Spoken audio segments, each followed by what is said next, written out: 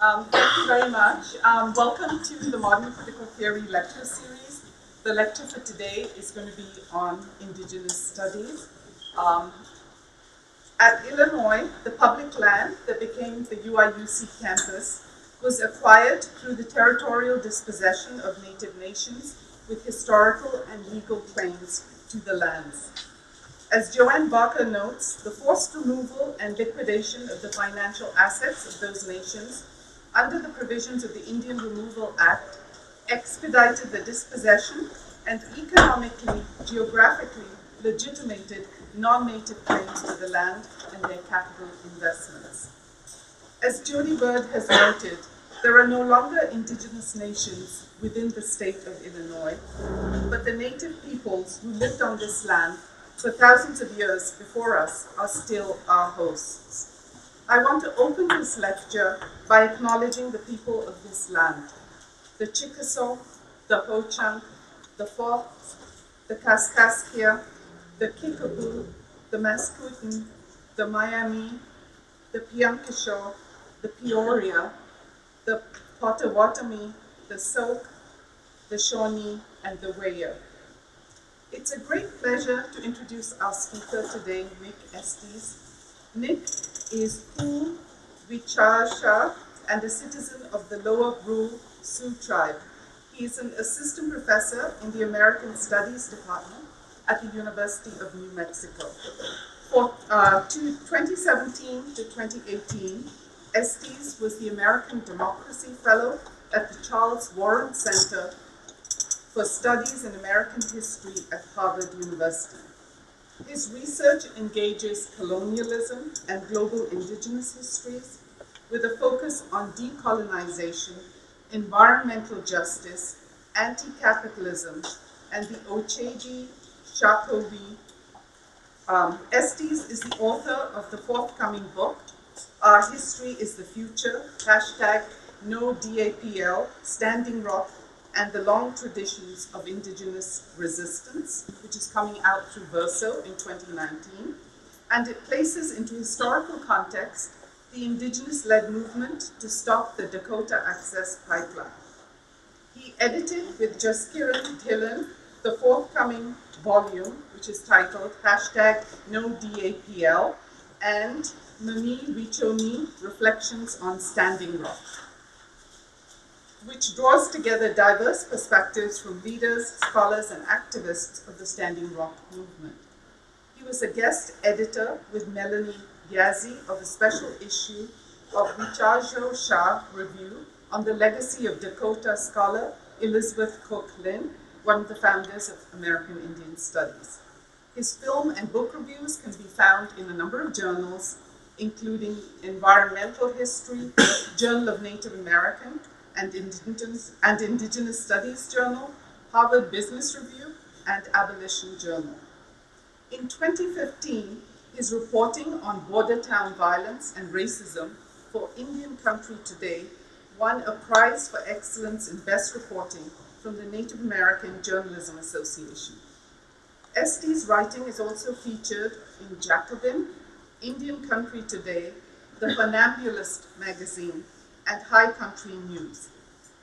He was a historical consultant for the episode Standing Rock 2 for Vice's 2017 award-winning documentary series Rise, directed by Michelle Latimer, and he was a research consultant for the documentary film LaDonna Harris, Indian 101, which was directed by Juliana Branham. Interviews with Estes have appeared on Native American Calling, Cultures of Energy podcast, and in Policing the Planet, a book edited by Jordan T. Camp and Christina Heatherton. Please join me in welcoming Nick Estes.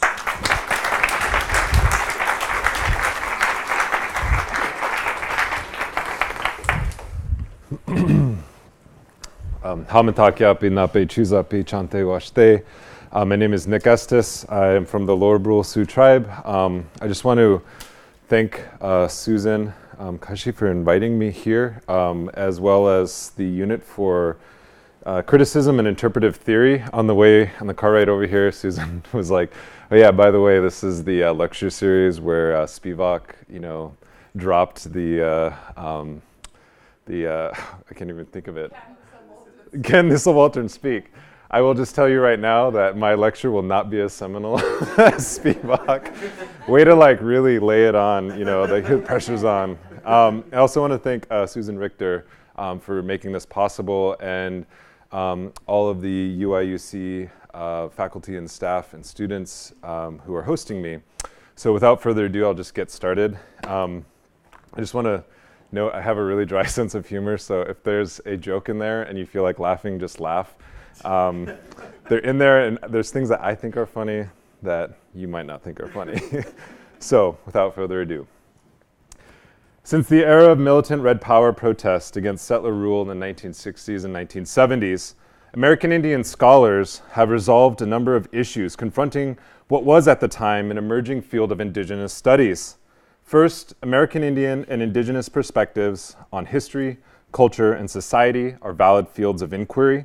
Second, they have emphasized the need to counter the racist, colonial orientation of previously written history and scholarship.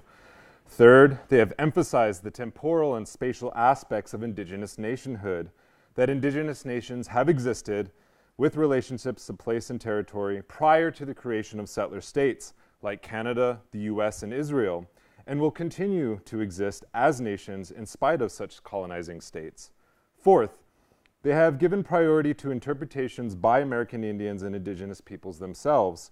A more radical version of this has been the concerted effort to entirely overturn European settler interpretations of hemispheric and continental histories that justify and legitimate the conquest of the Americas and its peoples to create a new world for European-derived nation-states at the expense of Indigenous peoples, their lands, water, and air, and their rightful relations to this world.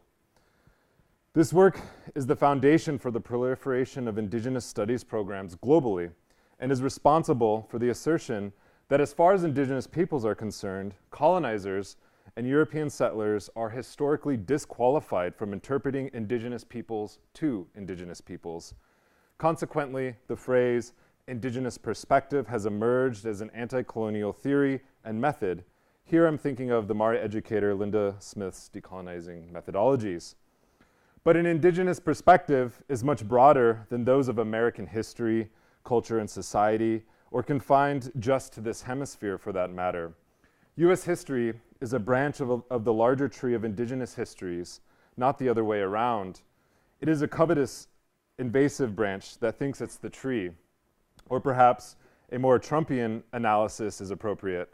U.S. history is a chainsaw, loud and ugly, but eventually running out of gas.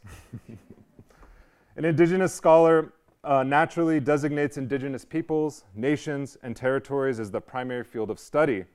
Yet sooner or later, unless one commits to a narrow field of study and thus a narrow Indigenous nationalism, an Indigenous scholar is obligated to interpret histories, cultures, and societies beyond what can categorically be defined as just Indigenous to their own field of reference, territory, or region, or worse still, limited by colonial state definitions of indigeneity that are confined by imperial borders and U.S. racial taxonomies that do not resonate elsewhere in the world. This latter aspect is an internalized U.S. exceptionalism and the acceptance of colonial and racial definitions externally imposed onto people and territory. And while the field of settler colonial studies, advanced by the late Australian scholar Patrick Wolfe, allows for the comparative histories of settler states, missing from what appears to be an overdetermined structural framework of the elimination of the native is the emancipation of the native by the native herself. And while it is easy for settlers to imagine and live in a society premised on Indigenous genocide and land theft, if it is ever acknowledged in the first place, it is harder, if not impossible, for settler society to imagine a world that is not. Likewise, without internally derived theories and conspiracies of freedom my ancestors cultivated, imagined, and dreamt into existence, I would not be standing in front of you today. This substance of Indigenous life and futurity so often missing in what are studies of death and destruction, are the necessary reminders that life need not always be this way. At least that is what our ancestors imagined.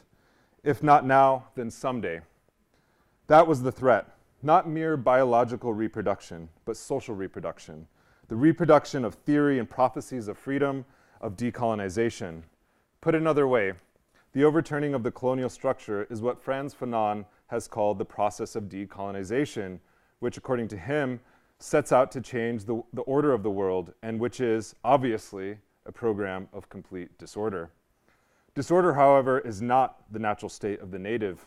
It is the disordering of the settler's world, which is built on endless horrors inflicted upon the colonized, and the reordering of the native's world, a world built on justice and mutual solidarity, that presents the greatest threat. But this is not solely an internally derived process. Drawing from the long traditions of American, Indian, and Palestinian solidarities, Palestinian scholar Stephen Salaita develops the concept of internationalism. It's inter/nationalism.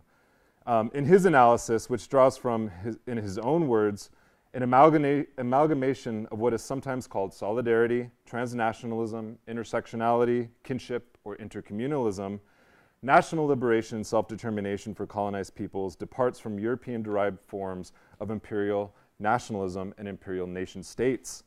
Whereas colonizing nation-states tend to exist in relation to each other, for example, Israeli settler colonialism is only possible because of US settler colonialism, and in many ways an extension of it, liberation struggles also exist in relation to each other. Anishinaabe theorist Leanne Simpson has called these formations constellations of co-resistance.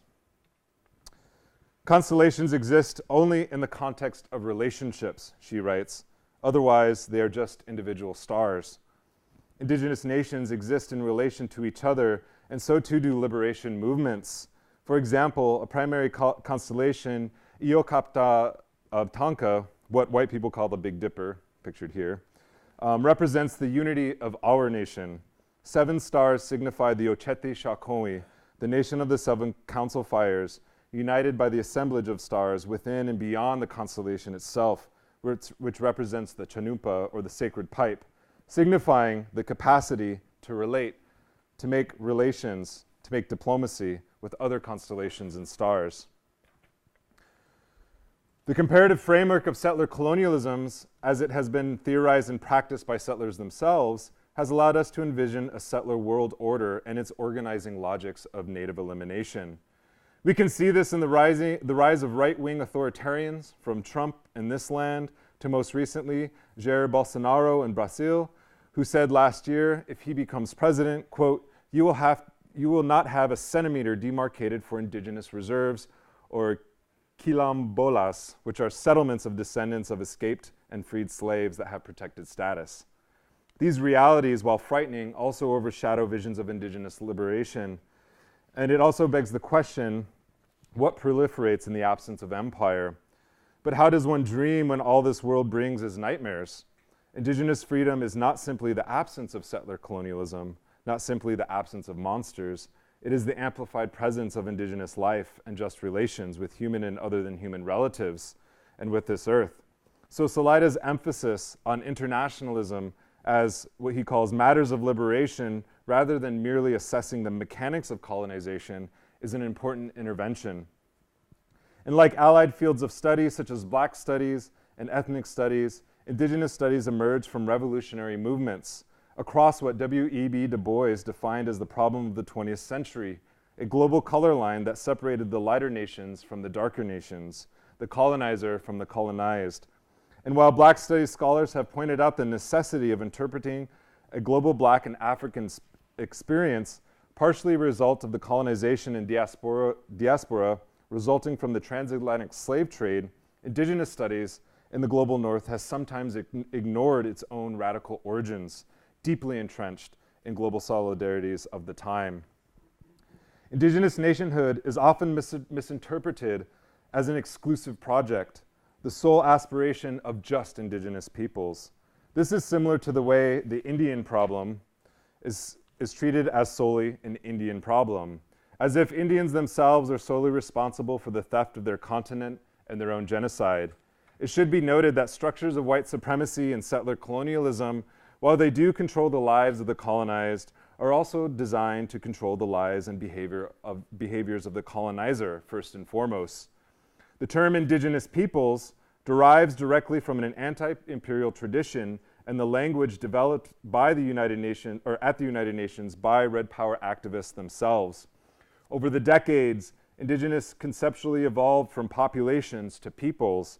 The definitions are many, but they generally describe the colonial condition of statelessness of nations or peoples who existed prior to state formation and who have prior ties to territory and prior forms of political authority and governance that arise from the connection to that land.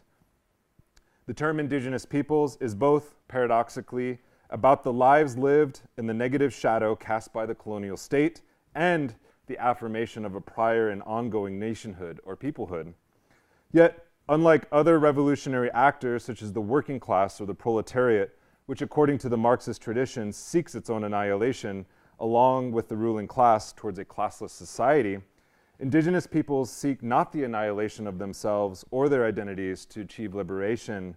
Maintaining, elaborating, and strengthening indigeneity is the very vehicle through which they wage revolutionary struggle. That is not to say indigenous peoples are not engaged in class struggle. Quite the opposite. Indigenous peoples in this hemisphere represent the oldest and longest form of class struggle since 1492. Quote, Native Americans are the original socialists, the late Dennis Banks was fond of saying. It is therefore a temporal and spatial struggle of resisting erasure from history and maintaining relations with the land and other human and non-human beings. Indigenousness, as Susan Miller reminds us, is, quote, fundamentally a way of relating. A way of relating to the colonizer, which could be flight, fight, refusal, accommodation, or diplomacy, and a way of relating to our co-conspirators, human or otherwise. Some call this the act of making relatives, of making those seen as different into familiars. That, to my mind, is the most profound aspect of indigeneity. Why let the colonizer interpret our history to us, and why let them tell us who our friends and enemies are? So, in the aftermath of the American Indian movement's armed takeover of Wounded Knee, or AIM, in the Pine Ridge Indian Reservation in 1973, state repression nearly crushed the indigenous movement. The following year, the same Lakota elders who called upon AIM to take a stand at Wounded Knee called upon them again to take the issue of indigenous nationhood in the form of treaty rights to the United Nations. Meeting on the Standing Rock Indian Reservation in June of 1974, the International Indian Treaty Council declared its intent to ally with the darker nations of the world. Quote, we condemn the United States of America for its gross violation of the 1868 Fort Laramie Treaty in militarily surrounding, killing, and starving the citizens of the independent Oglala Nation into exile, end quote. It read, in reference to the brutal crackdown of AIM following their occupation of Wounded Knee. The Treaty Council appealed to conscionable nations to join, quote, in charging and prosecuting the United States of America for its genocidal practices against the sovereign native nations, most recently illustrated by Wounded Knee 1973 and the continued refusal to sign the United Nations 1948 Treaty on Genocide, which was signed in 1980s, I think, 1983. The Declaration of Continuing Independence that was drafted at this first meeting called for, 1, the recognition of the United States' violation of indigenous treaties, 2, the acknowledgement of the inviolate international relationship between native nations in the United States, 3, the restoration of treaty land, 4, the eschewal of violence except in cases of self-defense, 5, rejection of all legislative executive acts since 1871, which was the abolition of treaty making, and 6, entry into international diplomatic relations with the United States and colonial states through the UN recognition and membership. On the last day of the Standing Rock Treaty Council meeting, Russell Means, who I'm sure you all know, took the microphone. Throughout the day, he had been reading various communiques from the Irish Republican Army, the Organization of African Unity, and several Arab nations in support of the Standing Rock gathering. There was some tension about the direction the Treaty Council would take. Most of AIM's leadership at the time was still tied up in the courts from the Wounded Knee arrests. So how could the organization fight for recognition at the UN? More importantly, people who had no experience with international law or human rights were in charge of their own destinies but had no clue about the maze of UN processes. The path ahead was daunting and uncertain, and the tenor of the meetings were sober. Means stated that the Treaty Council must look to all potential allies, quote, the United Nations or Organization of American States, the Organization of African Unity, the Arab countries, the Communist bloc, and whatever is necessary for us to get our treaties in court, and would give the world forums a chance to hear us, end quote. Moreover, Means emphasized the historic character of the American Indian struggle as it related to the rest of the world. Quote, what we are into is revolution, turning that cycle of life always back, he said.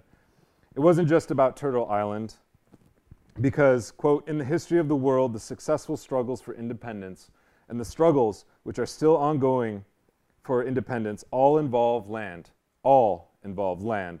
whether it's in Africa or Asia or Southeast Asia or the Mediterranean or in the Middle East or in Ireland and the United States or Canada or South America and Central America or Micronesia or Puerto Rico, end quote.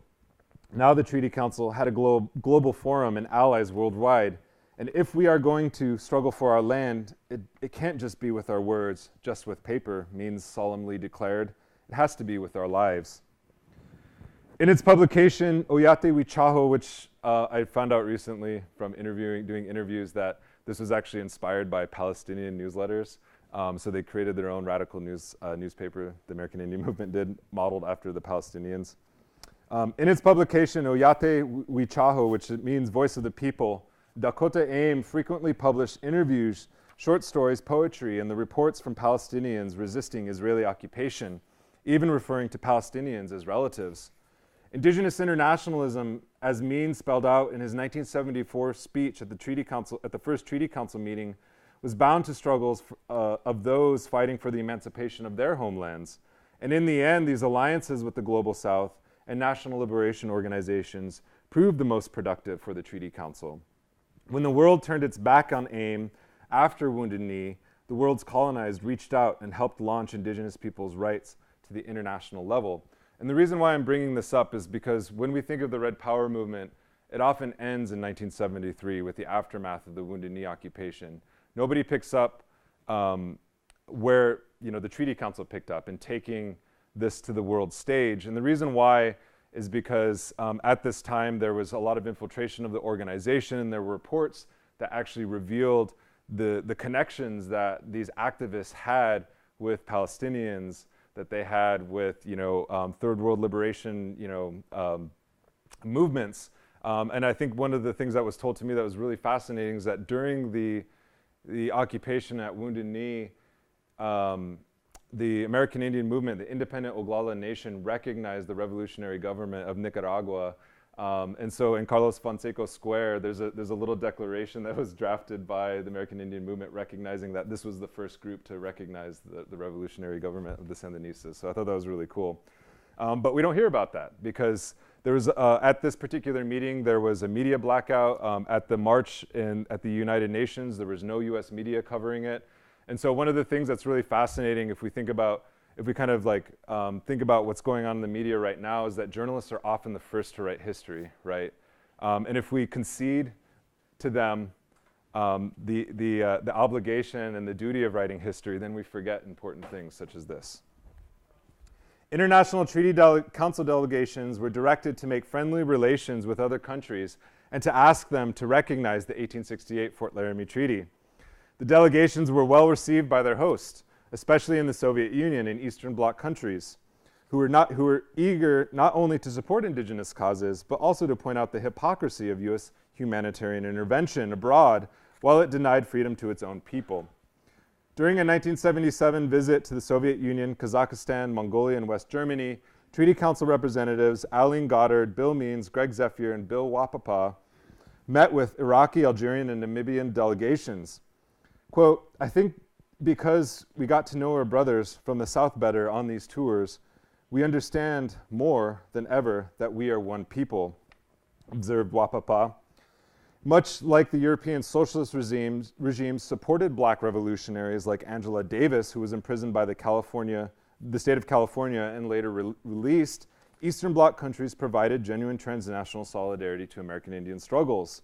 And more importantly, where Indigenous peoples found a hostile audience in North America, and they still do, they found a welcoming audience abroad, especially among socialist nations and other colonized peoples. The red nations of Europe and Asia had provided a platform to support the red nations of North America. And Treaty Council delegations were frequent, and the relationships they fostered were lasting and deep.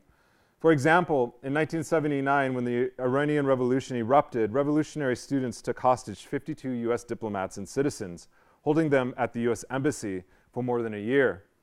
By taking US hostages, revolutionary students hoped to prevent the US-backed dictator Shah Mohammad Reza Pahlavi, I don't know, I'm probably slaughtering that name, from returning to power. Nearly forgotten, however, is the Treaty Council's role in helping to peacefully end the situation, as well as the mail exchange program they ran for the US hostages. According to Russell Means, after the 1977 Geneva Conference, Ames ties to the Palestine Liberation Organization, or PLO, gave the Treaty Council, quote, some credibility in that part of the world. And since Means was barred from leaving the United States, as part of his terms of parole, John Thomas, a Dakota AIM member, and Means' second in command, who's pictured here in the top left, who Means described as a witty, lovable guy who gets along with everybody, served as a roving ambassador in Lebanon, Iran, and Egypt. The Treaty Council sent Thomas to Tehran after the Revolutionary Guards took over the US Embassy, quote, to see what he could do. Ultimately, the students only allowed packages in mail to be delivered in person by an AIM member. In one instance, Thomas arrived at the embassy with a bag of 150 letters. Iranian students welcomed him, and he was allowed to see one hostage, Army Sergeant Joseph Subik Jr. Quote, you have our deepest sympathy. Our people, American Indians, have been held in bondage for 150 years by the US government, Thomas told the sergeant. I know. Thank you for coming, Subik answered. For their efforts, Bill Means, John Thomas, and the Treaty Council received a formal thank you from the UN Secretary General, commending the mail exchange for helping in the negotiation of a peaceful settlement.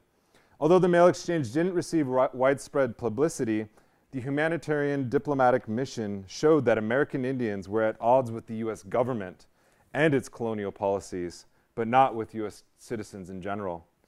That is what authorized that it was authorized to carry out such a unique humanitarian mission also revealed the level of trust the Treaty Council had developed with the UN, Third World regimes, and national liberation organizations.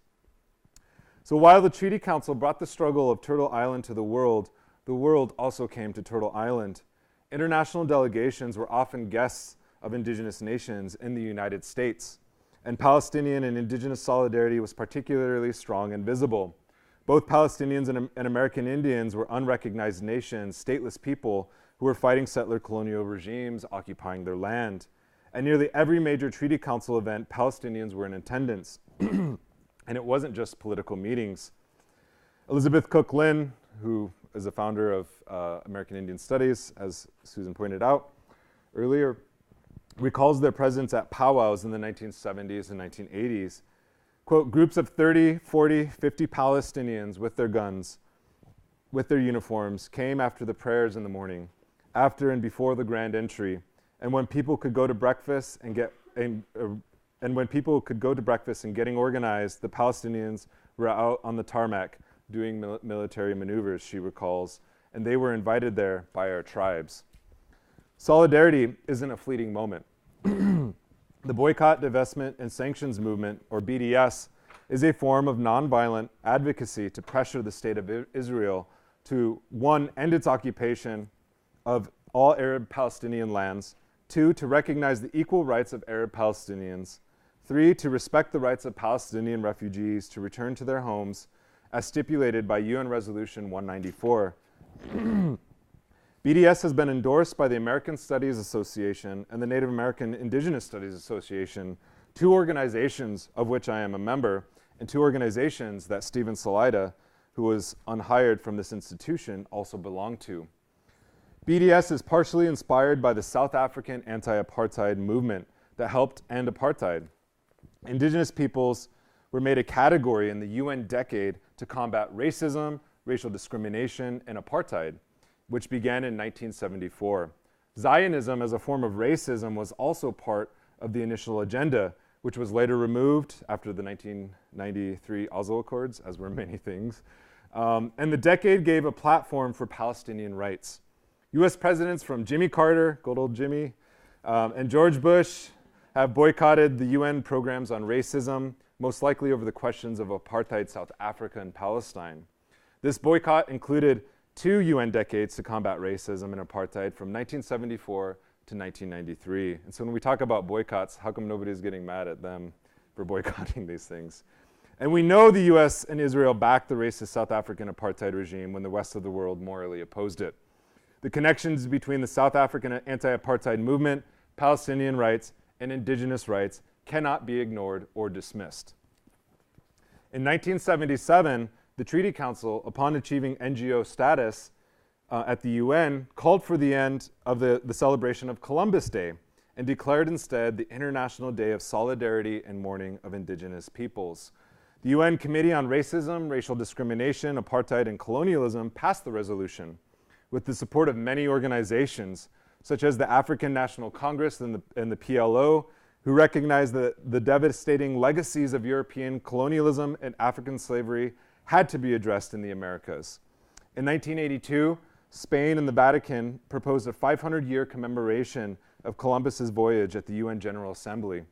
The entire African delegation, in solidarity with indigenous peoples of the Americas, walked out of the meeting in protest of celebrating colonialism, the very system the UN was allegedly supposed to end. The commemoration was crushed, and the UN declared a celebration of the world's Indigenous Peoples Day and the Decade for World Indigenous Peoples, which began in 1994, and the second decade was declared in 2005.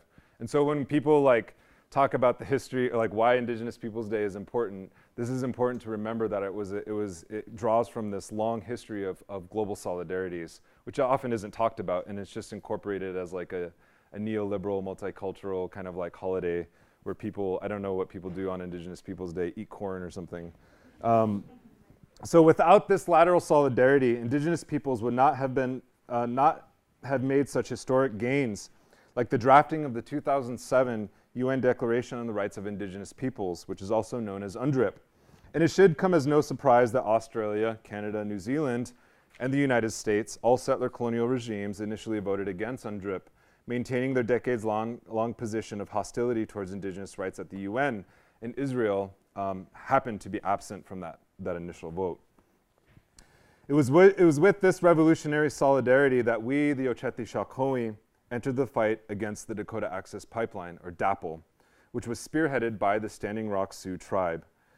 My Palestinian comrade, Samia, once called our sacrosanct duty at the camps an intifada on the plains, because she saw it as an uprising against the same occupier. And while many accounts focus on the camps themselves, I want to consider the other geographies DAPL crossed, like its final destination here in Illinois. In September 2016, I was finishing a month-long fellowship at the Newberry Library in Chicago. I was in the camps the month before, and I immediately sought out comrades to organize no DAPL protests in Illinois when I stepped off the plane, because our resistance was of historical importance. My grandparents, Joyce and Andrew Estes, both Kuichasha from Lower Brule, fought the construction of the Pig Sloan dams in the 1950s and 1960s. The dams flooded nearly all of my grandmother Cornelia Swala's allotment. My grandfather, a World War II veteran, and according to my father Ben, a Lakota code talker, returned from the war to find his homelands and nation under threat from the very government he fought to defend. Our lands and lives were targeted not because they held precious resources or labor to be extracted. In fact, the opposite was true. Our lands and lives were targeted and held value because they could be wasted, submerged, and destroyed. Grandpa Andrew, nicknamed Brown for his dark complexion, later gifted his mother Cornelia's remaining allotted lands to the Lower Brule Sioux tribe so that our nation could rebuild the inundated Lower Brule town site. In 1937, my great-grandfather Reuben Estes, Cornelius' husband, and the first tribal chairman opposed the state of South Dakota's attempt to build dams in the Missouri River without Lower Brule's consent. The old ones called Reuben Tongue because he was a butcher who butchered cows, giving away all the meat to the elders and the hungry and keeping only a tongue for himself. My ancestors were tribal historians, writers, intellectuals, and fierce indigenous nationalists at a time when Indians weren't supposed to be anything but drunk, stupid, or dead. And they were also water protectors, treaty defenders, and humble people of the earth, and they fought for and took care of Minnesota, the Missouri River, as best they could. In 1971, my grandfather George Estes with Richard Loder co-wrote Kuichasha Oyate, an extensive history of the Lower Brule, including the reconstitution of communities and families after surviving forced removal by the U.S. military to our river reservation homeland in the 19th century, as well as 2 forced relocations caused by Pick Sloan dams in the 20th century. My grandfather Andrew, who had an 8th grade education, wrote in the preface of that book about our nation's history of the defense of our land, our water, and our people, quote, "My people's history has been lost or destroyed since the coming of the white man. My people, in many ways, have been lost and destroyed by the coming of the white man. My people were civilized before the white man came, and we will be civilized and be here after the white man goes away, poisoned by his misuse of the land and eaten up by his own greed and diseases," end quote. In September of 2016, at a No DAPL protest in Chicago, organized by the Native community and groups such as Black Lives Matter, I told this family history in front of a crowd of thousands outside the Army Corps headquarters, and this is the Army Corps headquarters. If you can't see it, it says the Government Accountability Office. That city's vibrant Native community was itself a result of federal relocation programs onto traditional Potawatomi territory, an indigenous nation subjected to genocide and removal from its homelands in the place currently called Chicago. My ancestors could never have imagined the thousands, perhaps millions, would one day rally to defend their river, our relative Minnesota. Half a century ago, there were no mass protests against the dams that still wreak havoc on our river. As we marched, a light rain fell. "Tell me what the prophecy looks like," we chanted. "This is what the prophecy looks like." And it was prophecy.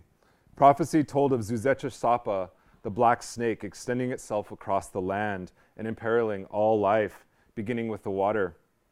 From its head, or many heads, it would spew death and destruction. Zuzecha Sapa is DAPL, and today it's Keystone XL. But while the black snake prophecy foreshadows doom, it also foreshadows historic resistance and resurgent indigenous histories not seen for generations, if ever. To protect Unchimaka, or Grandmother Earth, indigenous and non-indigenous peoples will have to unite in an epic struggle. But prophets and prophecies do not predict the future, nor are they mystical, ahistorical occurrences. They are simply diagnoses of the times in which we live, and visions of what must be done to get free.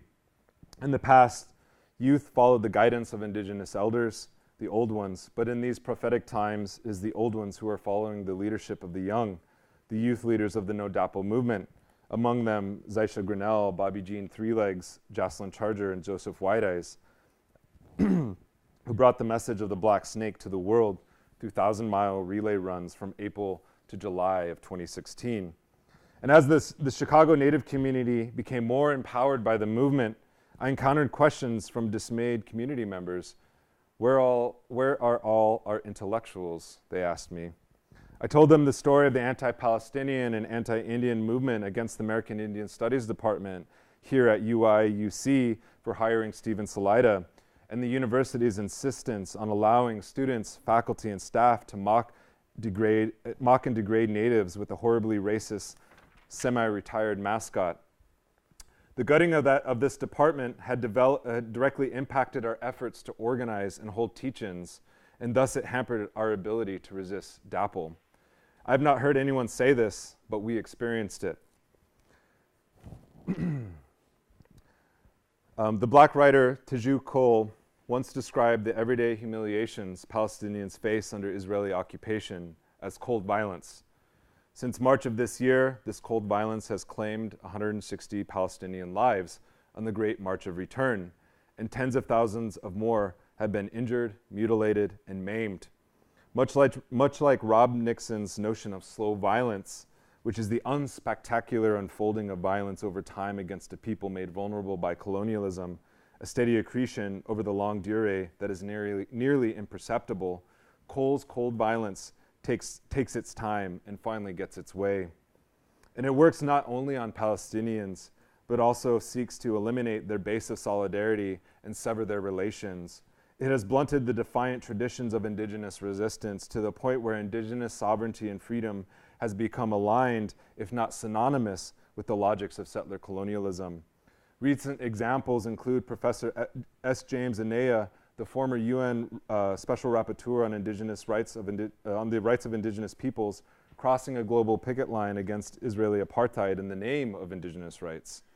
The Iroquois Nationals, the Haudenosaunee lacrosse team that was once denied entrance into Canada because they traveled on their own national passports, recently entered Israel on their own passports with the permission of Prime Minister Justin Trudeau and Benjamin Netanyahu.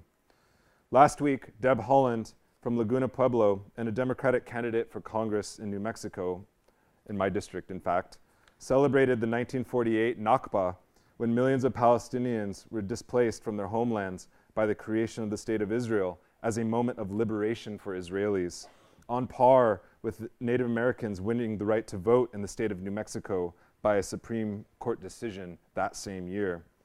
Haaland hopes to earn the title of the first Native American woman in Congress. I guess to her credit, she did express outrage at the killing of Palestinians, but nonetheless, it's interesting how she mobilizes and makes synonymous the notions of indigenous freedom as occurring at the expense of Palestinians. So if there is an indigenous perspective to offer here, it is that by aligning ourselves with the aims of settler states at the expense of our Palestinian relatives, we have become bad relatives ourselves to those who helped fight for our freedom. And like the Army Corps, and often working against them, the planners of the Dakota Access Pipeline imagined building a pipeline in a world where Native people did not exist. And they had to imagine us out of existence to justify trespassing on indigenous territory and protected treaty lands. And for those of you that don't know, in the initial planning stages of the Dakota Access Pipeline, there were like no reservation boundaries listed, let alone treaty boundaries. So when the pipeline risked interfering with white residential areas in Bismarck, North Dakota, it was rerouted such that the danger of water contamination was outsourced to the downriver Native nation of Standing Rock. When DAPL sought protection of its private property and investments, the rights of way across the land and water, police and private security stepped in on their behalf, imagining indigenous peoples as the threat. These are the modern day settlers surrounded by an indigenous-led uprising. DAPL's trespass through unceded treaty territory and the militarized crackdown on water protectors was made to look like self-defense. Settlers in the fort surrounded by hostile natives. Police, military, and private security set up their own bases and planned their own theater of operations to wage low-level warfare against the prayer camps. In emails published by the Muckrock Watchdog website, Tony Schweitzer, a helicopter contractor from back in Western, a quick response oil spill and environmental cleanup company operating out of Mandan, North Dakota, sent an email on September 14th, 2016, with the subject line, quote, Israeli crowd control method to North Dakota probation officers working the No DAPL protest.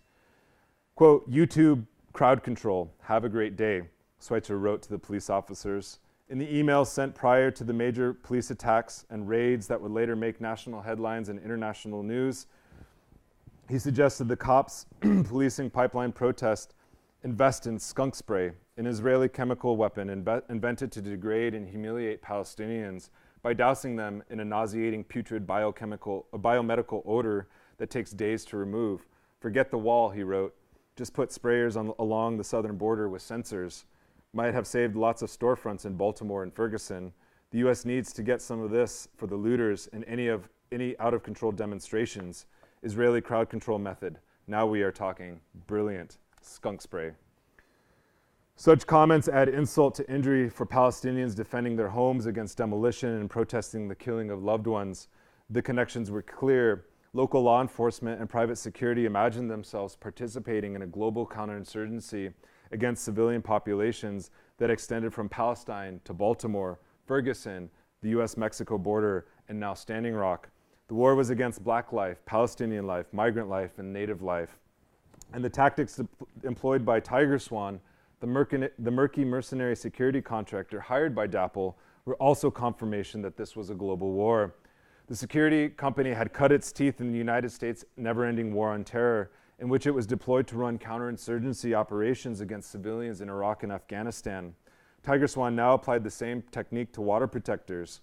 The Intercept reports that security personnel frequently refer to water protectors as terrorists, planned prayer attacks as attacks, and the camps as a battlefield. They also tracked the presence of water protectors of Middle Eastern descent, noting specifically the presence of Palestinians in the camps. Swan went so far as to describe the indigenous uprising as a jihadist insurgency. And when Swan briefed local law enforcement on the camp's activities, they frequently referred to aerial photography, which they used to monitor the growth and the movement of the camps. And so to DAPL and law enforcement, the camps were a place of death, a place to be destroyed that threatened to expose the illegitimacy of settlement.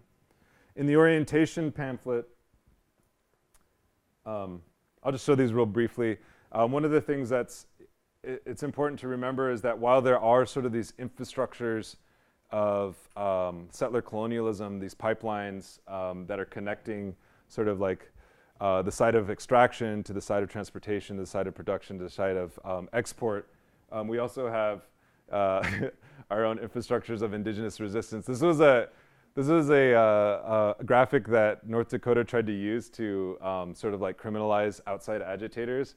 And when we saw it, we're like, oh, that's really cool. They look at all the states they came from. This also just kind of shows you the different places that people came from. There's I think this is now in NMAI in Washington, D.C. Indiana Jones must have showed up and said, it belongs in a museum, and then they hauled it off. In the orientation pamphlet for new camp arrivals at the No DAPL camp was a hand-drawn map of the site. Roads had been named for indigenous revolutionary heroes such as Red Cloud and the Red Warrior Society. Indigenous nations had set up their own camps on site, and their locations were also shown. The map indicated where to find camp security, who were tasked in part with keeping out drugs and alcohol. It also showed where to get food, medical care, and camp supplies. This reflected the values of the new community, that indigenous peoples not merely survive, but thrive. No DAPL offered a brief vision of what a future premised on indigenous justice would look like. And for all its faults, there is something to be learned from the treaty camps at the confluence of the Missouri River the Missouri and Cannonball Rivers. Free food, free education, free health care, free legal aid, and a strong sense of community, safety, and security were guaranteed to all. Most reservations in the United States don't have access to these services, nor do most poor people. Yet in the absence of empire, people came together to help each other, to care for one another. The No DAPL camps were designed according to need, not profit. There were no prisons or armed bodies of the state, even though it entirely surrounded this camp. That's what separated them from the world of cops, settlers, and oil companies that surrounded them. Capitalism is not merely an economic system, but also a social system. And it was here abundantly evident that indigenous social systems offered a radically different way of relating to other people and the world. Drawing from the Black radical tradition, Ruth Wilson Gilmore calls the creation of this kind of world a form of abolition geography that starts from the homely premise that freedom is a place. Indeed, indigenous freedom was and is a place, and for a moment it took shape in the form of the No DAPL camp. The No DAPL camps didn't just imagine a future without settler colonialism and the oppressive institutions of the state, but created that future in the here and now. They were a resurgent geography that reconnected indigenous peoples with the land. Unlike the cynical and exclusive world of the settler, who had removed, confined, erased, and dispossessed indigenous peoples from place, this place capaciously welcomed the excluded, while also centering the core of an indigenous life world, relationality. At its center was a resurgence and reunification of the Ocheti Shakoi. And much like the first Palestinian Intifada, anti-colonial resistance began by delinking the community from the settler state. And from 1987 to 1993, Palestinians built alternative economies, popular education models, healthcare services, and women's committees. Palestinian women also used the revolution underway to challenge heteropatriarchy, which was anathema to Palestinian liberation from Israeli occupation. And during the No DAPL camps, women, LGBTQ, and Two-Spirit activists called on cis indigenous men to recognize that heteropatriarchy was just as untenable as the US occupation or the destruction of land and water. And beyond the Dakota Access Pipeline, a growing international movement is fighting the expanding network of pipelines across North America. The Kinder Morgan, the Keystone XL, Enbridge 9, Bayou Bridge, and TransCanada Energy East. And I think we can cross one of those off. Kinder Morgan, defeated. Hopefully Bayou Bridge will be next, and Keystone XL. Among a whole host of others, connect Indigenous nations and frontline communities.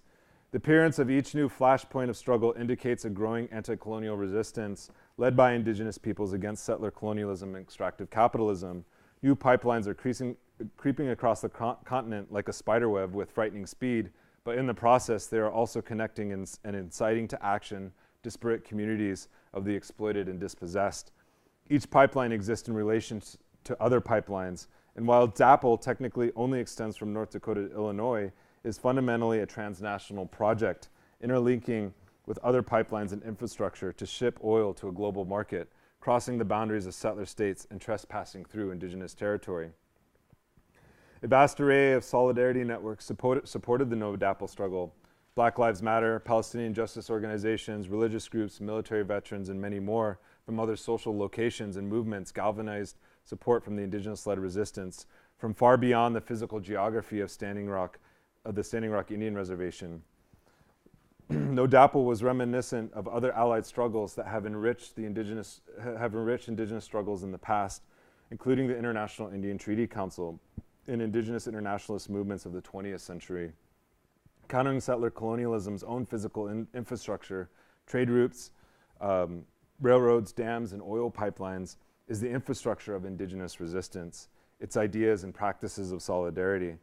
The resistance camps may have been temporary, but the struggle for Native liberation continues and the fort is falling. And perhaps the answers to the questions that I pose in this paper lie within the kinship relations between each of us and the lands we inhabit as settlers and natives and colonized peoples. Quote, making kin is to make people into familiars in order to relate, writes Dakota scholar Kim Tallbear. This seems fundamentally different from negotiating relations between those who are seen as different, between sovereigns or nations, especially when one of those nations is a militarized and white supremacist empire. So if there is a future for Indigenous studies, it cannot be invested in the future of America because America has no future. So we must return to our radical origins.